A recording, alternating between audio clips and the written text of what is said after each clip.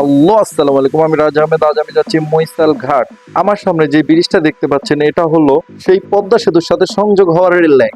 এই rail line দিয়ে যাবে কলকাতা থেকে আগরতলা ট্রেন। এই রেল লাইন থেকে কিছুটা সামনে আজকে আমরা যাচ্ছি গোসল করতে।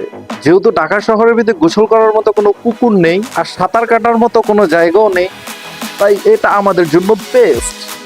যারা এখানে আসবেন তার আগে বুড়িগঙ্গা ব্রিজটা পার হয়ে হাসনাবাদ চলে আসবেন। ইকুরিয়া যেখানে বিআরটিসি আছে তার উল্টা পাশের রাস্তা ধরে চলে আসতে পারেন আপনিও এখানে।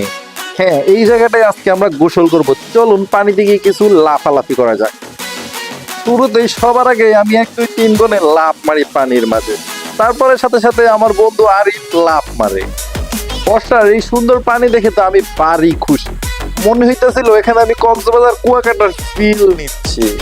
আমাদের লাফালাফি দেখে মাহিন শেখও লাফ দিল আমাদের সাথে, আর আমাদের টিমমেট বাকিরাও আস্তে আস্তে রেডি হয়ে আমাদের সাথে জয়েন্ট হয়ে গেল।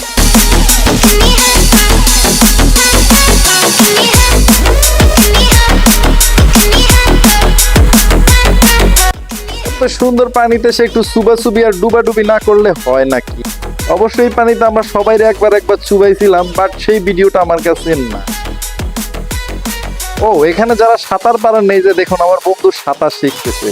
সুইমিং পুল আর পুকুর থেকেও এখানে সাঁতার শেখাটা আপনার জন্য বেস্ট। আমি মনে করি এখানে আসলে আপনি খুব সহজেই সাঁতার শিখতে পারবেন। আমার বন্ধু আরিফ সাকিবকে সাঁতার শিখাচ্ছে।